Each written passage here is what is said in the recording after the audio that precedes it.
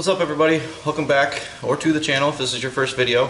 In a previous video you saw me install the Banks Derringer tuner with the iDash display on the 2021 Gladiator back here. Today we're going to be installing the Banks PedalMonster.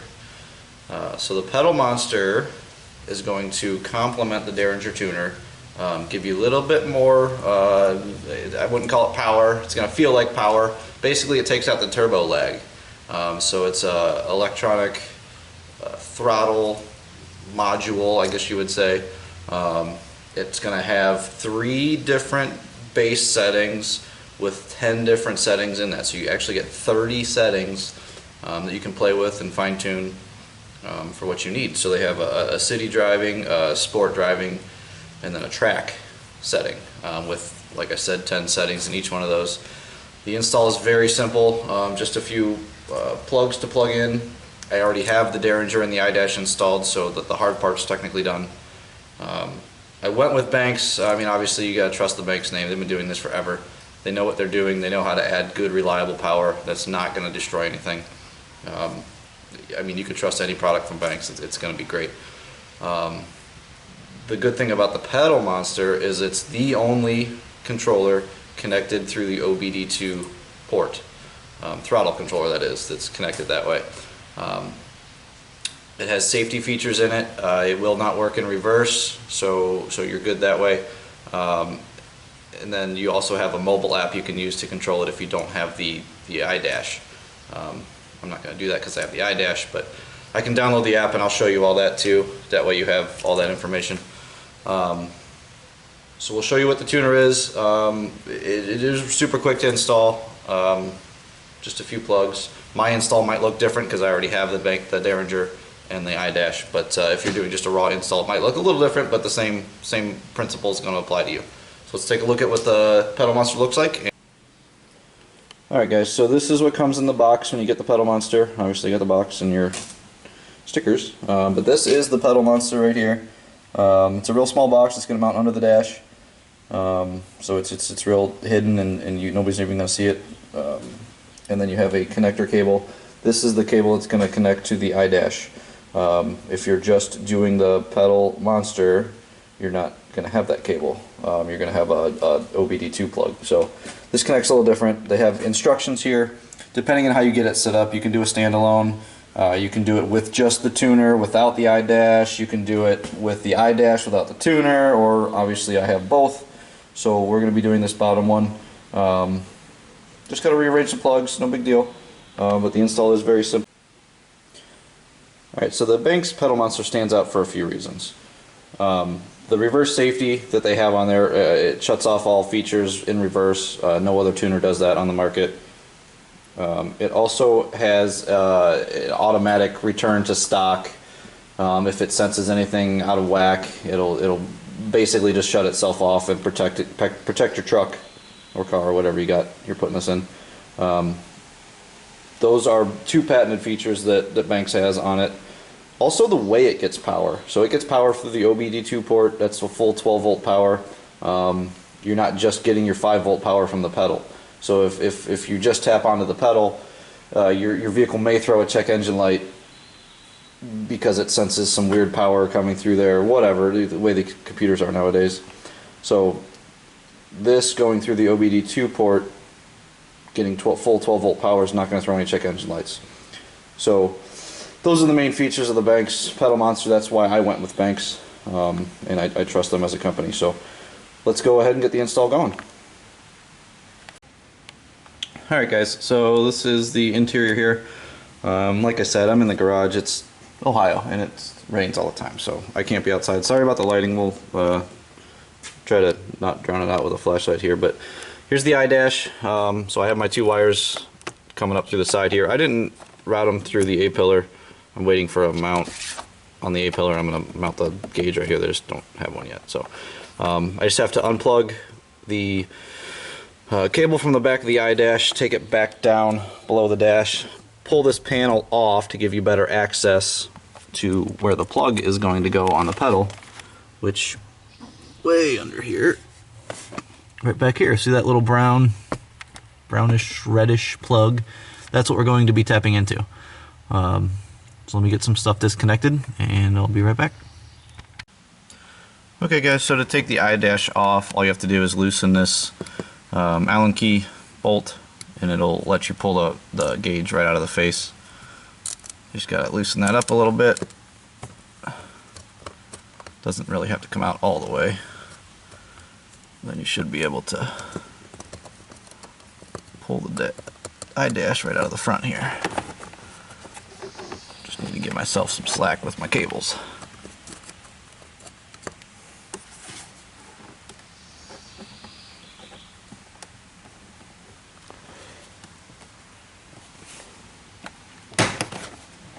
Get this cover pulled off.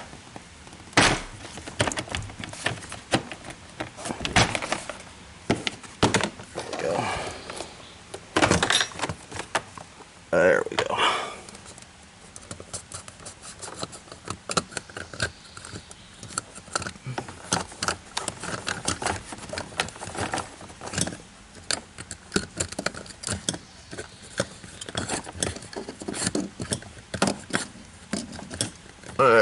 Now we got her.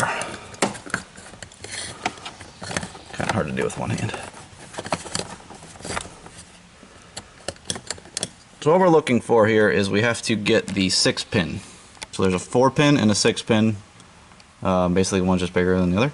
So the 4-pin's on the left, 6-pin is on the right. Basically we're going to reroute that 6-pin. The 6-pin is now going to go to the PedalMonster, and the 6-pin off the PedalMonster is going to come then back to the eye dash. So we will get that done right now. Alright guys, so we got the 6-pin plug pulled out here. That is the cable from the Derringer that used to go to my eye dash. It is now going to go from the Derringer to the PedalMonster. So I have that pulled out, put below the dash here. I have to pull this panel off. I'm going to unplug my brake controller. So that's out of the way. And then get this panel pulled off. You always got to pull it a little harder than you think you have to pull it. It's kind of scary sometimes. Get that panel pulled off of there. So now we have better access to the pedal. So like I said earlier here, we have to get this brownish looking plug off of the top of the accelerator pedal, get that unplugged, and then we're going to get the PedalMonster plugged in line there.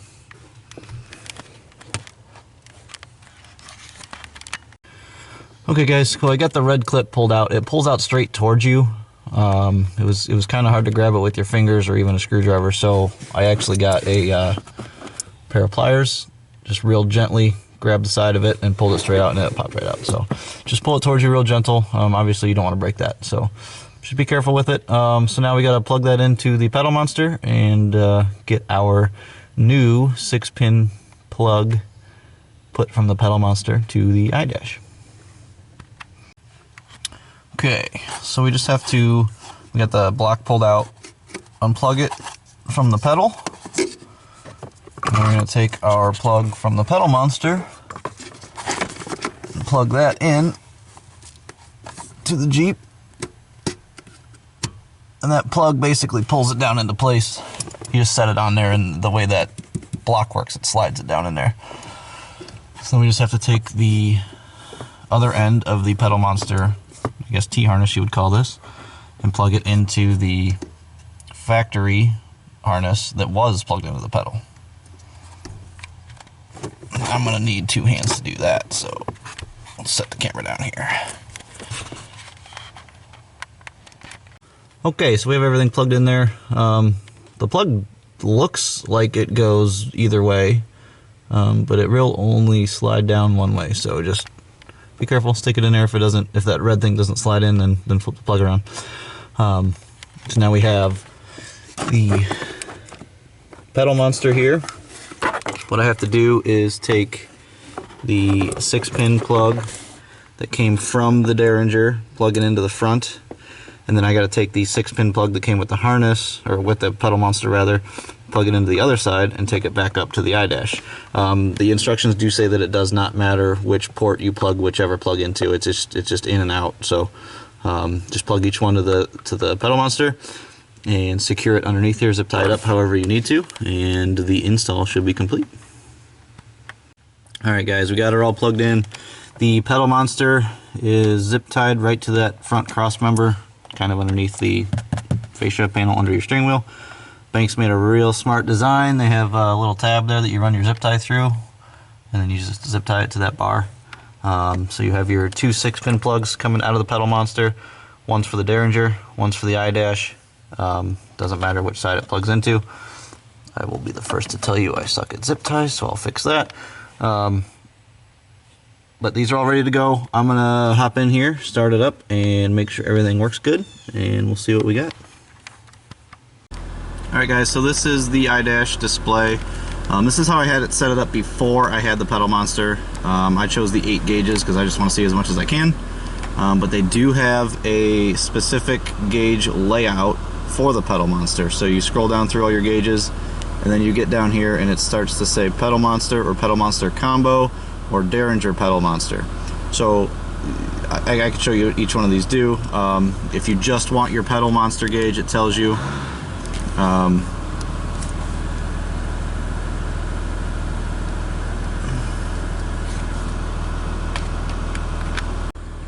Alright guys, so it just came up with a calibrate pedal. So what you had to do is go to the menu and go to your modules, and then click on PedalMonster, and it said incomplete down here.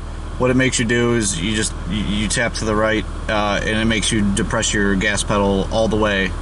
I had to do it twice, and then that way it just knows where your pedal is. Basically, it has to learn your pedal. So now we'll go back here to the display. So now I'm on stock. The gauge on the right is going to show you where the pedal's going. You can probably hear it a little bit. And then on the left, up and down, is where you change your levels. So see, this is city with 10 levels on the left side, and then it's going to tell you what your pedal is doing and what the Banks is telling your vehicle to do. So the lower your level, the closer these two gauges are going to be together. The higher you go, the more spread. I mean, I'm pressing it the same amount, but it's adding so much more power. And if you go all the way up, that's going to be your greatest spread. So you can run this gauge, you know, by itself if you just wanted some throttle response to help get that turbo lag out of there, or you can, you know, combine it with the Derringer like I have. So we're going to go to the gauge selection, and then oops, I'm sorry about that, gauge layout, and then go down here to where you can get the pedal with a few gauges, and then you just change your levels and it goes up on the left side here. Still shows you your disparity between the pedals, and then you can pick what gauges you want to show over here. Gauge layout, and then you can go down to the Derringer and the PedalMonster, and this will tell you what your level of your Derringer you're running with your pedal, you know, disparity. It'll show you your pedal difference here. See how they're like stacked on top of each other with 3 gauges down the middle. I guess I don't know what gauge I'm going to run with yet, but this gives you a ton of different options for a bunch of different layouts. If you want to, obviously, so these up and down levels change your pedal setting.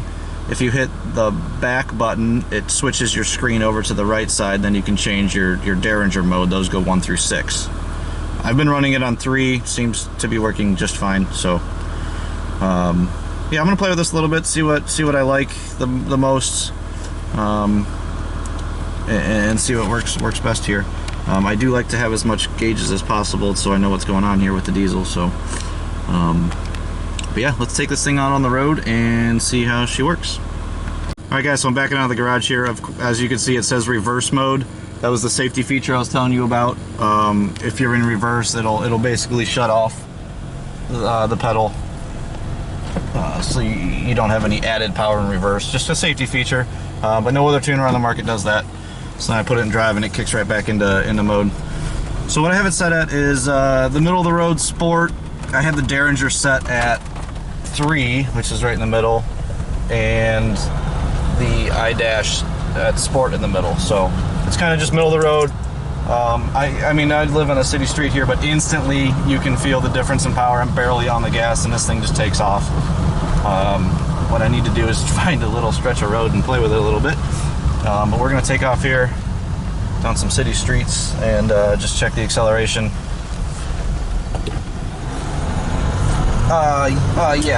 Yeah, this is kind of dangerous. You can get away from here pretty quick. But it is running great. I have no idiot lights on the dash. But this thing takes off so fast. There is zero turbo lag. Zero turbo lag here. I'm gonna turn on this little side street.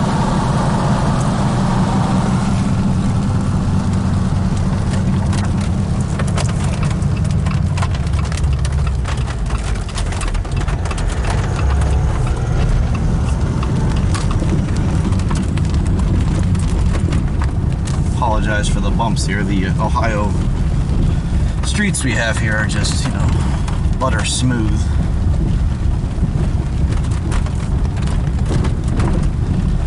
Get around this Amazon guy here.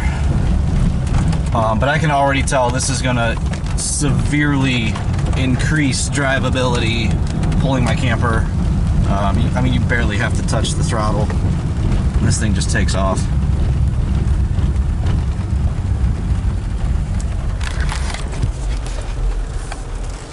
Take off here a little bit. Oh yeah. Oh yeah. Okay. I mean, it's rainy, it's kind of slippery. I got mud tires, so it's not the best test. But you can tell instantly how much difference this is. I'm super excited at how much difference this added. You know, you buy something and you're a little bit skeptical from time to time, but this is instant. It's not even power. I don't even know how to explain it. It makes it seem like it's more powerful. I mean, it's just not changing any power levels or anything inside the motor. You're just changing the response rate of the pedal, so it's giving you the illusion of power, but the drivability is what's different here. You're not waiting. If you need to merge, you can merge. You know, there's a bunch of crazy drivers out there now. If you need to make some sort of evasive maneuver, you can easily do that now without having to worry. This thing will go. And I'm just on the middle of the road sport here. So there's about 13 more settings I can play with, and 2 more settings on the Derringer, so I would almost be scared to turn this thing all the way up, especially in the rain, that's for sure.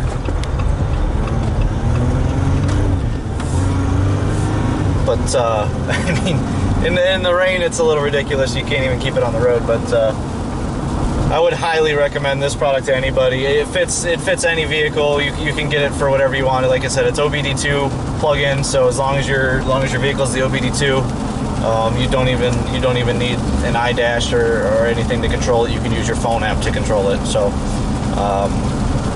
highly recommended. I recommend everybody go get this. It'll totally change your driving experience for the good. So thanks for watching. Stay tuned for more videos. We're going to do a bunch of cool stuff with this. And thanks for watching. Alright guys, as always, don't forget to put your stickers on. They also add power. I'm going to put this one on the back, right above the Ecodiesel sign.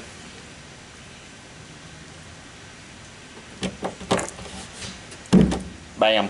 20 extra horse.